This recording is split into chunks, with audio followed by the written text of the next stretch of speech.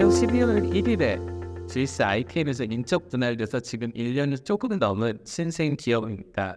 저희 HRD 사업팀에서 실제로 LMS 사업을 4년 동안 진행해서 작년에 어떤 그 성과를 인정받아서 실제 분사를 하게 되었고요.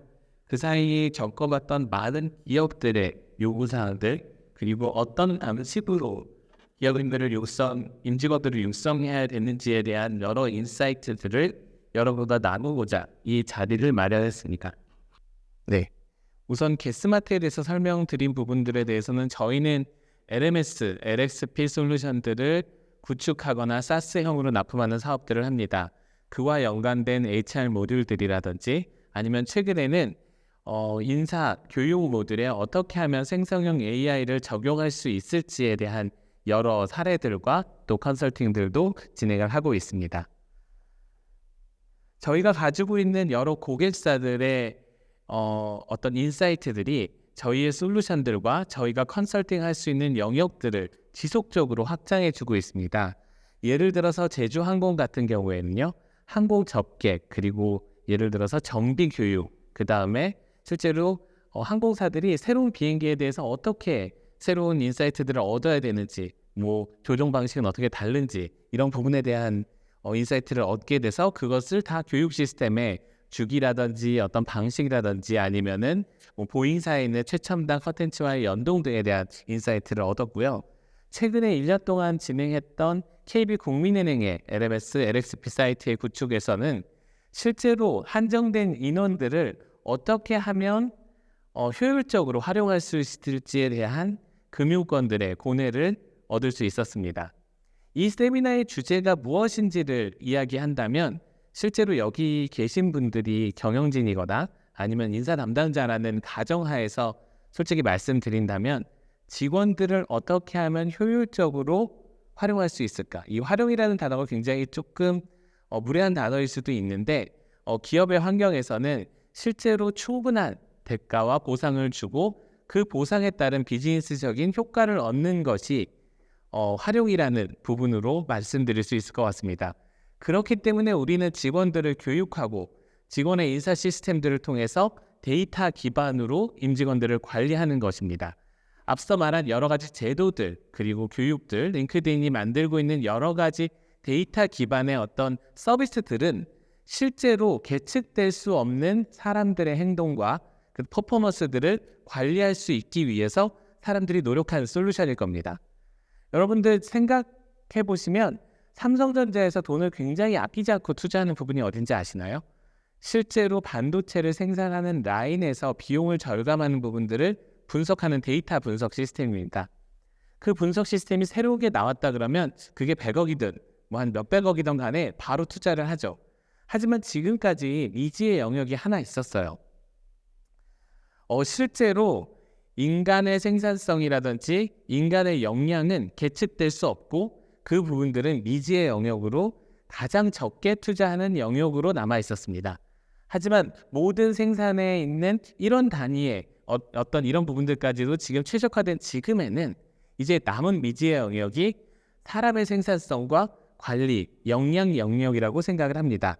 근데 최근에 생성형 AI가 나오게 되면서 굉장히 짧은 시간에 이 부분에 대한 금기가 열려버렸을 것이라고 여러분들 생각하고 있고 2024년에는 폭발적으로 그들을 이용할 수 있는 여러 가지 솔루션들과 방법론이 나올 거라고 저희는 확신하고 있습니다.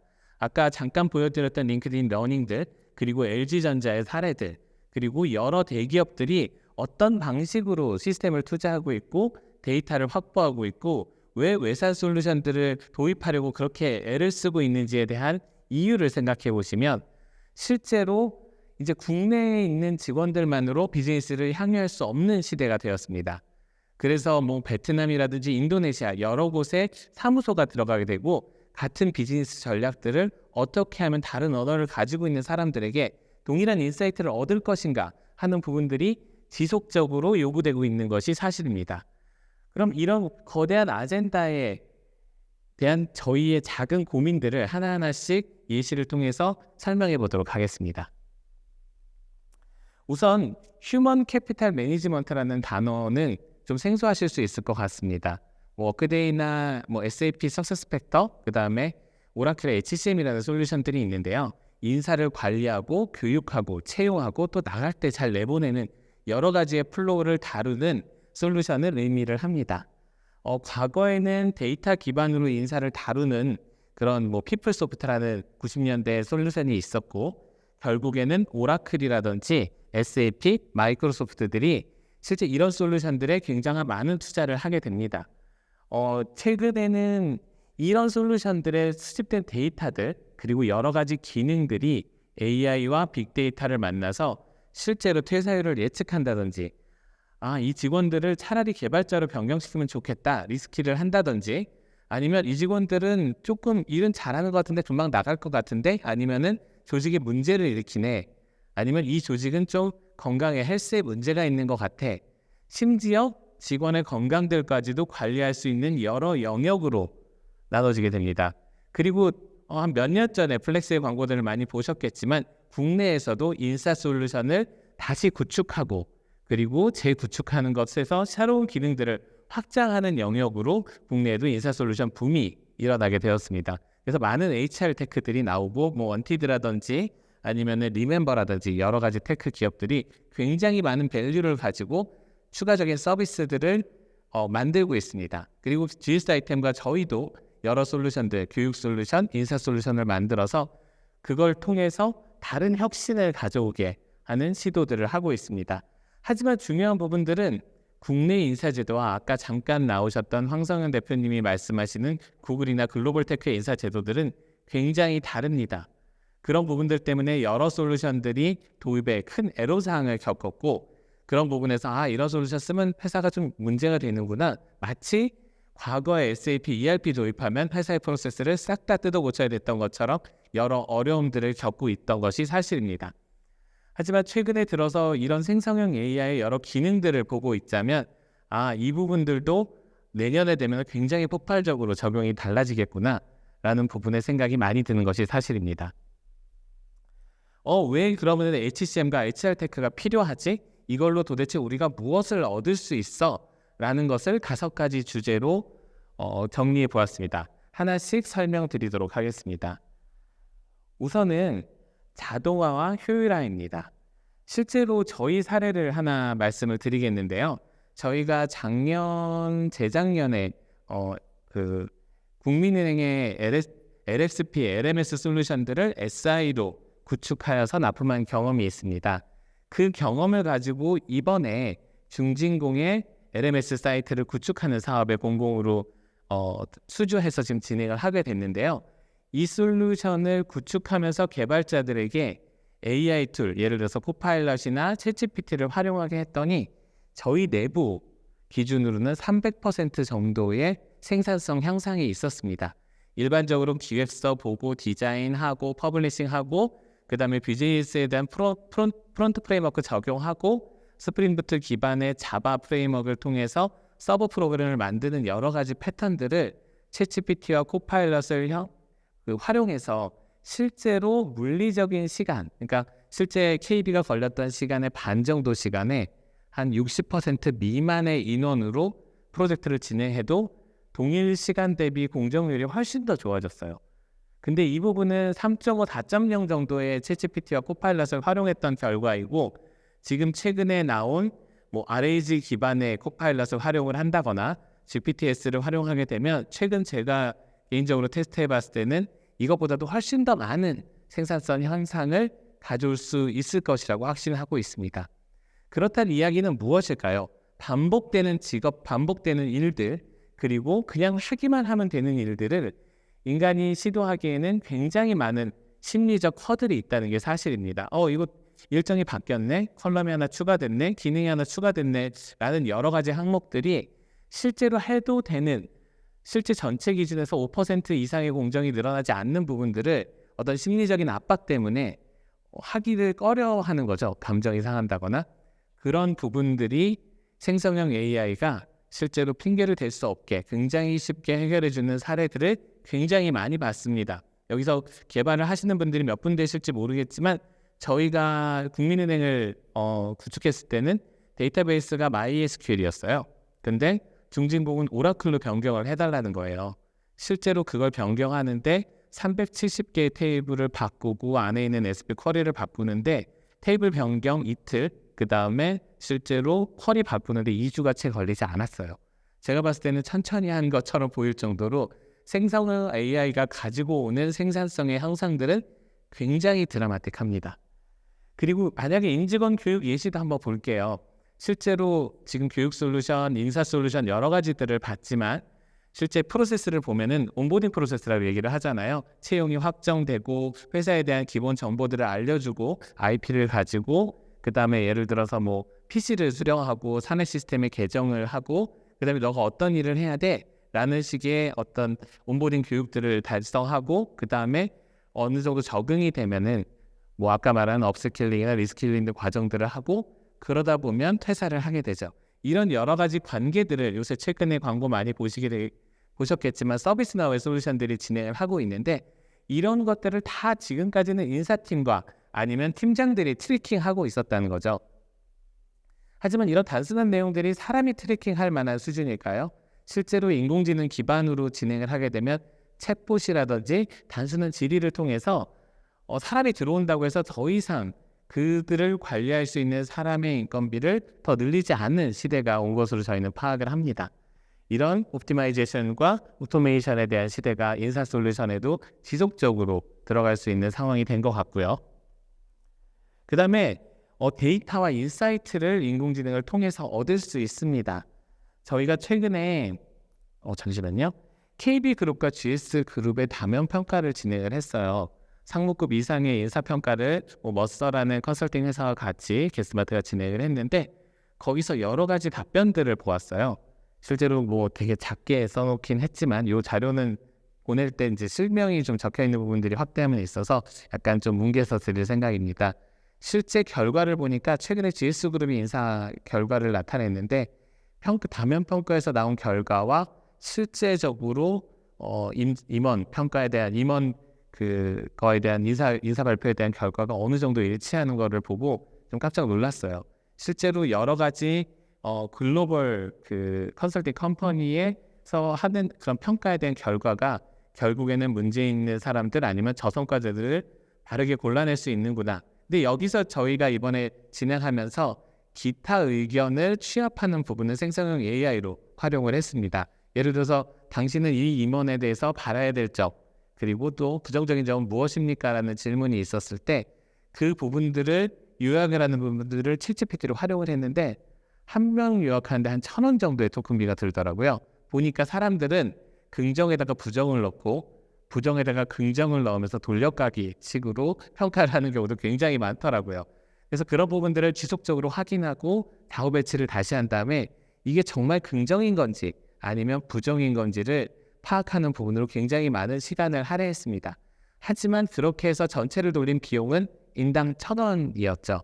실제로 컨설턴트가 만약에 그 작업을 했다 그러면 컨설턴트의 멤버스는 얼마일까요? 최소 2,500에서 3,000 정도를 받거든요. 어서의 컨설턴트 정도 되면 결국에는 사람이 할 수 있는 단순한 작업 그리고 그 단순한 작업이 단순 데이터 작업이 아니라 문맥을 활용하는 작업들은 이미 생성형 AI가 충분히 할 수 있는 작업으로 됐다는 사실입니다. OKR도 마찬가지예요. 아까 여러분들이 OKR에서 문제가 있다, 잘못 도입하면 조직에 문제가 생긴다라고 했을 때 그 부분에서 가장 중요한 게 뭘까요? OKR 같은 경우에는 지속적으로 임원이나 팀장들이 그 부분들을 챙겨야 돼요. 그럼 임원 팀장들이 일도 하고 회의도 다니고 그다음 조직 관리도 하는, 특히 한국 같은 조직은 전문가 조직이랑 팀장 조직이 나뉠 수 없는 둘 다 해야 되는 되게 터프한 조직이죠. 그런 부분에서 동시에 하면 실제로 OKR을 챙기느라고 실제 회사 업무가 돌아가지 않는 경우가 굉장히 많습니다. 하지만 그걸 기계가 본다면 어떨까요? 실제로 진짜 이 사람들이 제대로 목표를 따라서 일들을 하고 있는지, 이 사람들이 했다고 정리한 그런 그 리절트가 정말 우리 회사의 목표에 부합하는지를 지속적으로 체크하는 부분이 인공지능이 한다면 전수를 체크하는 것도 가능하지 않을까요? 이런 부분에서 우리가 더 회사 다니기 힘들어졌다는 건 사실인 것 같습니다만 우리가 더 효율을 높일 수 있는 숨은 부분들에 대해서 그리고 이것들이 꼭 한국어로만 진행되지 않아도 된다는 점에서 머리가 좀 복잡해지시는 분들도 있을 겁니다. 그리고 직원의 경험이라는 부분에서도 생성형에는 굉장히 많은 도움을 줍니다. LXP라는 단어를 오늘 처음 들으신 분도 있을 텐데 이제 저희는 솔루션을 팔 때 LMX, LXP 솔루션을 같이 이야기하면서 이야기를 합니다. 단순하게 러닝의 어떤 관리를 하는 부분들, 그런 것들을 관리하는 게 뭐 진도를 했는지 들었는지 여부를 관리하는 게 LMS 솔루션이라면 실제로 같이 학습하고 업스킬, 리스킬이 되는 부분들을 체크하고 그런 경험이 지식이 될 수도 있고 업무가 될 수도 있고 업무를 위한 지식이 될 수도 있잖아요. 그런 부분들을 관리하는 솔루션이 LXP입니다. 예를 들어서 KB 같은 경우에는 실제로 많은 제도가 변경이 돼요. 예를 들자면은 은행의 대출 접권들 같은 경우에 실제 시스템이 적용되기 전에 금감원에서 공문이 내려옵니다. 주담보 대출은 이렇게 하시고요. 예를 들어서 50년 모기 대출 나왔다가 사라진 적 있잖아요. 그걸 빠르게 시스템에 반영할 수가 없어요. 금융권 같은 경우에는 뭐 여러 가지 테스트를 해야지 반영이 되는데 금감원에서 다음날 발표하면 다음 주부터 막 그 은행에 대출해달라고 찾아오거든요. 찾아왔다가 대출 다 끝났는데요도 거의 공문 형식으로 바로 진행이 되기 때문에 여러 가지 지식들과 매뉴얼들이 빠르게 만들어지지 않으면 안 됩니다. 그래서 저희 쪽 솔루션과 같이 만든 것들이 여러 가지 각각의 은행 점포에서 필요한 여러 팁들 그리고 금융감독원이나 여러 유관기관들에서 내려오는 여러 가지 정책들을 빠르게 반영해서 17,000여 명 이상의 은행원들이 빠르게 볼 수 있는 LXP 솔루션을 만들었습니다. 옆쪽에 있는 것은 한국야쿠르트와 GS 칼텍스 사례인데요.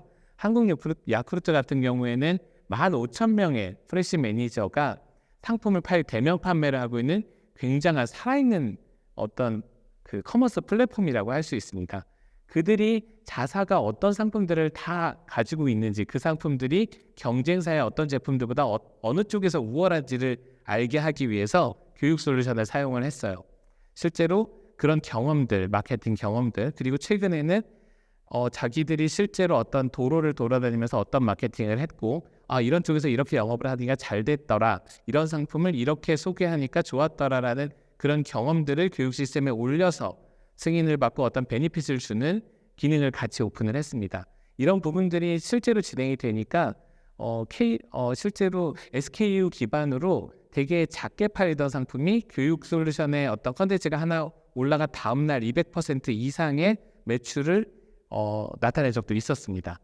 그리고 예를 들어서 뭐 제주항공 같은 경우에도 한국에서 필요한 여러 가지 사례들 그리고 그런 부분들이 얼마나 빠르게 관리돼야 되는지 이런 부분들을 경험에 어떤 빗대서 뭐 그룹 러닝을 하게 한다든지 자기가 예를 들어서 다른 사람들한테 가르쳐주는 컨텐츠를 만든다든지 하는 여러 가지 기능들을 오픈을 하고 있습니다.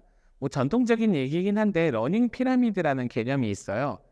가장 학습 효과가 높은 부분은 실제로 남을 가르치는 데서 얻게 되는 학습 효과가 가장 큽니다. 그래서 선생님들이 너 이것도 모르냐 하는 부분들에서 선생님들이 가장 많은 이유는 많이 알아서 선생님이 된 게 아니라 선생님이 되셨기 때문에 많이 알게 되는 부분입니다. 약간 역설적인 거죠. 그래서 실제로 공부 잘하는 애들 보면은 거기 옆에 좀 만만한 애들 데려다 놓고 이건 이렇지라고 가르쳐주는 거 보셨던 경험도 있었을 것 같아요. 그래서 이 LXP는 그런 식으로 활용이 되고 있습니다. 그리고 다음에는 리스크 매니지먼트와 컴플라이언스에 대한 부분들이 있습니다. 실제로 금융 쪽에서 가장 문제가 되는 부분들이 불안정 판매라는 부분이에요. 최근에 뭐 홍콩 ELS 뭐 이런 이슈들도 나타났는데 실제로 정말 이런 상품들을 이 사람한테 정확하게 고지하고 팔았는지에 대한 부분들은 금감원이 불을 켜고 지속적으로 관리하는 부분이죠.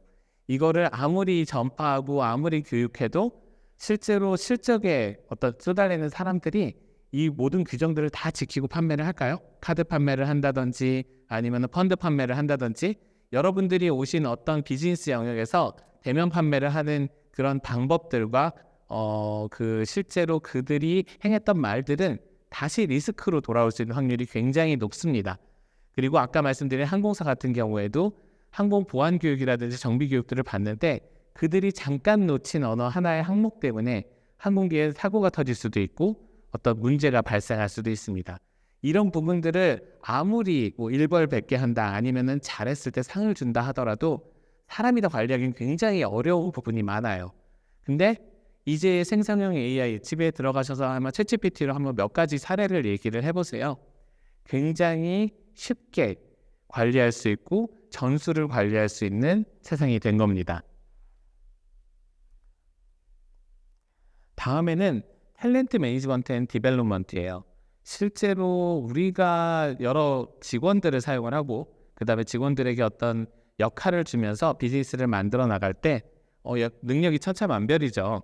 실제로 굉장히 잘하는 사람들은 세상을 바꿀 프로덕트를 만들기도 하지만 우리는 그런 사람들만 가지고 비즈니스를 할 수는 없습니다. 결국에는 삐뿔 이상의 중간 이상의 허리가 튼튼해야 되는데 그들에게 얼마나 예측 가능한 생산성을 가지고 예측 가능한 역량을 갖게 하는지에 대한 부분들이 굉장히 중요합니다. 결국은 그들이 가지지 못하는 역량들을 평균치로 빈 곳을 채워주는 역할을 생성형 AI가 할 수 있습니다. 아까 잠깐 보여드린 링크드인의 어떤 그 러닝 허브에 대한 AI의 기능들도 그런 부분들을 채워주기 위해서 만들어진 부분입니다. 저희가 최근에는 컨텐츠들을 단순히 LMS에서 딜리버리 하는 것들이 아니라 자사 컨텐츠를 어떻게 하면 쉽게 만들고 어떻게 하면 접시에 제공할 수 있는 부분들을 생성형 AI를 통해서 컨설팅을 하고 있습니다. 기업에서 필요한 것들은 실제로 뭐 아까 우스갯소리로 말씀하신 엑셀 사용 스킬이 뭐 90년대, 뭐 2000년대 초반에도 굉장히 중요했겠지만 어떻게 하면 우리가 가진 비즈니스에 빠르게 적응시키고 그 비즈니스를 기반으로 해서 여러 역량들을 확장할 수 있는지 아까 말씀드린 은행의 사례처럼 여러 가지를 가르쳐서 뭐 외환에도 썼다가 아니면 IB에도 썼다가 아니면 대출에도 썼다가 이런 식의 멀티형 인간을 얼마나 만들어내는지가 기업의 생산성과 기업의 미래를 좌우하는 거라고 생각을 합니다. 그래서 그런 부분에서 인공지능을 도입해서 교육을 진행한다든지 실제로 제가 여러 사례들을 해봤는데요. 여러 사례 중에 하나 의미 있는 게 있습니다. 최근에 C 언어나 C++ 언어 잘 공부를 안 하잖아요. 그거에 대한 커리큘럼을 생성형 AI랑 같이 짰어요. 그 다음에 생각이 나는 게 자바를 잘하는데 C를 한 번도 해보지 않은 사람들을 통해서 이 커리큘럼을 약간 수정해줘라는 식의 프롬프팅을 날렸거든요. 바로 자바의 여러 가지들 특성들을 기반으로 C와 C++에서 필요한 역량들에 대한 부분들을 바로 변경해 주더라고요. 실제로 그러면 초기회나 하이퍼 퍼스널라이즈에 대한 교육 환경들이 생성형 AI를 통해서 충분히 구현 가능함을 지속적으로 확인을 하고 있습니다. 이런 부분들이 결국에는 사람은 아까 데이터를 기반으로 할 수 없다고 말씀을 드렸잖아요. 결국에는 자연어를 기반으로 사람과 이야기를 해야 되죠. 평가를 할 때도 면담을 해야 되고 채용을 할 때도 면접을 봐야 되듯이 사람은 숫자를 가지고 뭐 너가 토익 점수가 몇 점이니까 학점이 몇 점이니까 해서 그 사람을 평가하고 네 역량이 이 정도구나 평가하는 시대는 지났습니다. 그런 부분에서 소통에 대한 부분들이 굉장히 중요하고 우리는 소통을 할 때 보이스나 텍스트를 기반으로 소통을 합니다. 이런 부분들이 정말 수많은 데이터가 될 수는 있겠죠. 결국은 이런 툴들이 굉장히 많이 필요해요.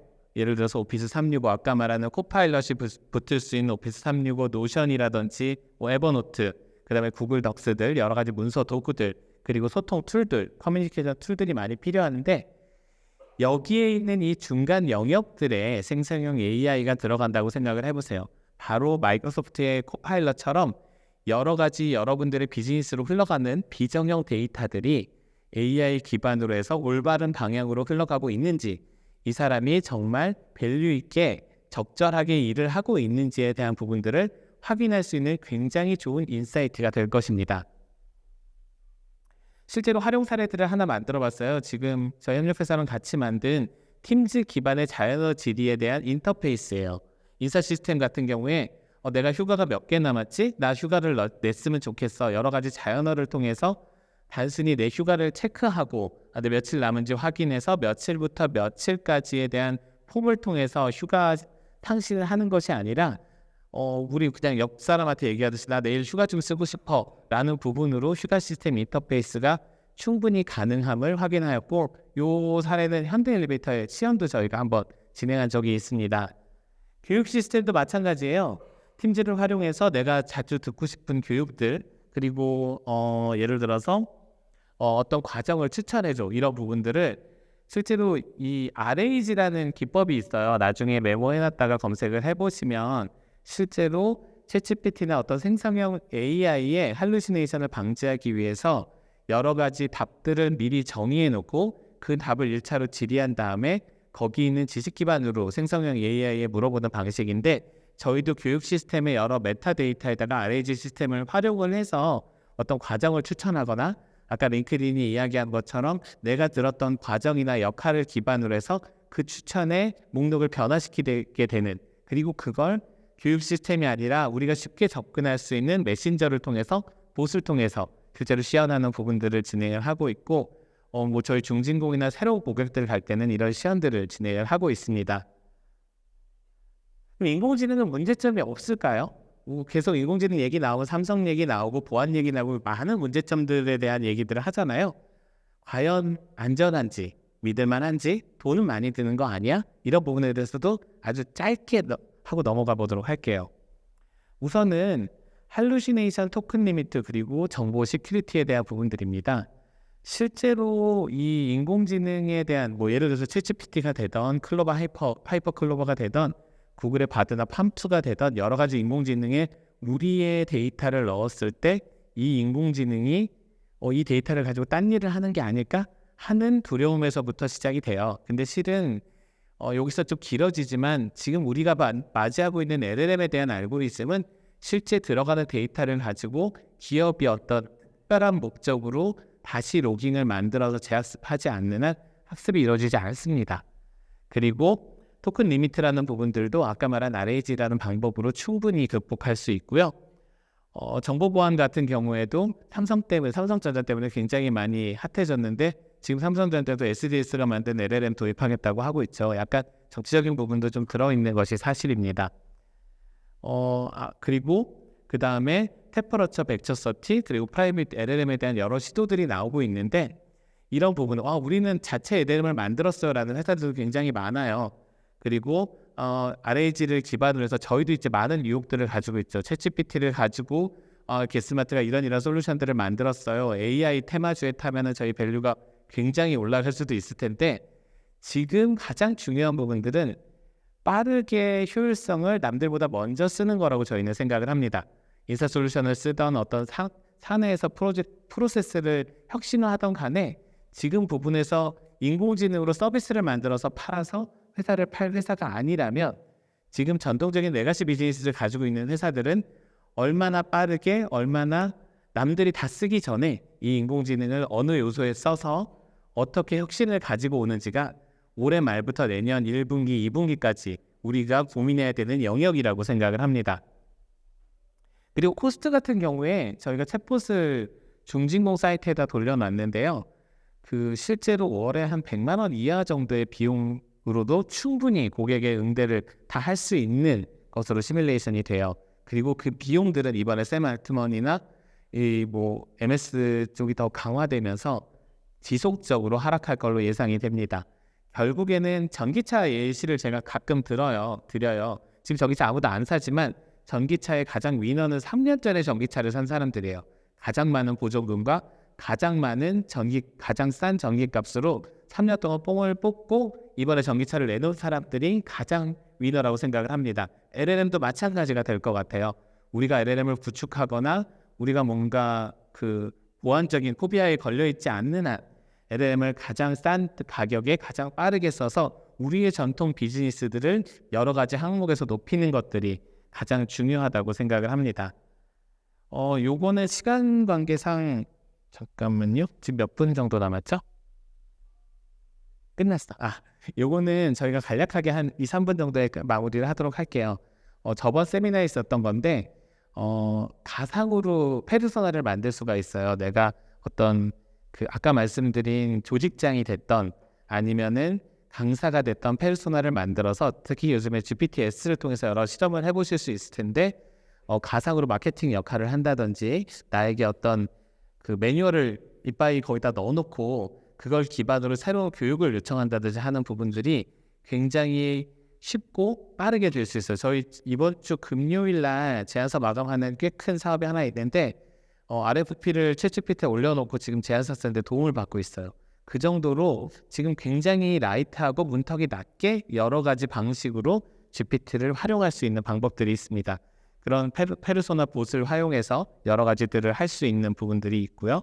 이런 부분들 자료를 통해서 보시면 이런 것도 할 수 있어 라는 부분들을 예시를 느끼실 수 있을 것 같아요. 네, 우선 지금까지 설명드린 여러 가지 빠르게 설명드린 부분들, 그리고 저희가 GS ITM HRD 사업부에서 분사해서 1년 동안 가진 고객들과 겪어온 경험들과 이 인공지능 시대의 초입에서 저희가 생각하고 있는 여러 가지들입니다. 링크드인의 서비스 촉판도 저희 게스마트가 하고 있고, 여러 HRD나 LMS 도입이라든지 아니면 단순한 컨설팅 등 여러 가지 여러분들과 함께 할 수 있는 비즈니스 그리고 사례들이 있으니 주저 말고 연락 주시면 좋은 어떤 결과로 보답해 드리도록 하겠습니다. 그러면 시간 관계상 세미나는 지금 이것도 마치도록 하겠습니다. 감사합니다.